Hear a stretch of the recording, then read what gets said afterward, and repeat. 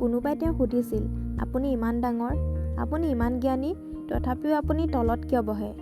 তেতিয়া তেওঁ এটা হাঁহি মাৰি কৈছিল, তলত বহা মানুহ কেতিয়াও পৰি নাযায়।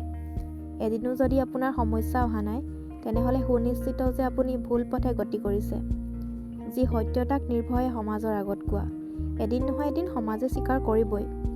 সত্যৰ কাৰণে সকলো ত্যাগ কৰিব, কিন্তু কোনো কাৰণতে সত্যক ত্যাগ কৰিব নালাগে।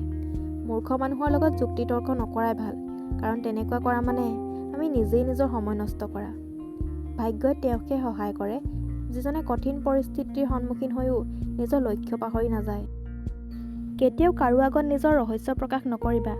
যদি তুমি নিজেই নিজৰ ৰহস্য লুকুৱাই ৰাখিব নোৱাৰা, আনে কিয় ইয়াক লুকুৱাই ৰাখিব? এই ধাৰণাই আমাক ধ্বংস কৰে। সফল হ'বলৈ ভাল বন্ধু আৰু বহুত বেছি সফল হ'বলৈ ভাল শত্ৰুৰ প্ৰয়োজন। প্ৰতিটো সম্পৰ্কৰ আঁৰত কিবা নহয় কিবা স্বাৰ্থ লুকাই থাকে।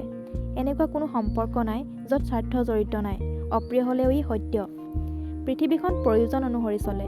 জাৰৰ দিনত যিটো সূৰুযৰ অপেক্ষা কৰা হয়, গৰমৰ দিনত সেইটো সূৰুযকে অপমান কৰা হয়। মানুহে আপোনাৰ মূল্য তেতিয়া বুজিব, যেতিয়া আপোনাৰ প্ৰয়োজন হ'ব। জীৱনৰ নিয়ম হ'ল সদায় ভুল মানুহবোৰে আপোনাক সঠিক শিক্ষা দিব আৰু তাক আপুনি গ্ৰহণ কৰিব লাগিব। সঁচা কথা কৈ মনত কষ্ট দিয়া, কিন্তু মিছাকৈ সান্তনা নিদিবা।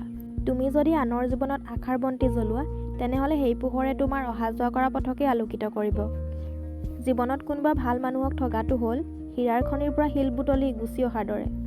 জীৱনত পোৱা কষ্টবোৰেই হ'ল আমাৰ বাবে শ্ৰেষ্ঠ উপহাৰ, যিবোৰৰ পৰা আমি শিকিব পাৰোঁ। যিকোনো পৰিস্থিতিতে তিনিটা বস্তু কেতিয়াও লুকাই নাথাকে। সেইবোৰ হ'ল সূৰ্য, চন্দ্ৰ আৰু সত্য। গৌতম বুদ্ধক কোনোবাই সুধিছিল, মানুহৰ ভুল ধাৰণা কি? গৌতম বুদ্ধই উত্তৰ দিছিল যে, মানুহে ভাবে তেওঁলোকৰ হাতত বহুত সময় আছে, কিন্তু সেয়া তেওঁলোকৰ ভুল ধাৰণা। সপোন সেইটো নহয় যিটো টোপনিত দেখে। সপোন হ'ল সেইটো, যি সপোন পূৰণৰ বাবে টোপনি নাহে। জীৱন আৰু সময় পৃথিৱীৰ শ্ৰেষ্ঠ শিক্ষক। জীৱনে শিকায় সময়ক সঠিকভাৱে ব্যৱহাৰ কৰিবলৈ আৰু সময়ে শিকায় জীৱনৰ মূল্য দিবলৈ। সফলতাৰ কাহিনী নপঢ়িবা, কাৰণ তাৰ পৰা অকল কাহিনীটোৱে পাবা। ব্যৰ্থতাৰ কাহিনী পঢ়িবা, তেনেহ'লে সফল হোৱাৰ উপায় পাবা। ফেইল কৰি হতাশ নহ'বা।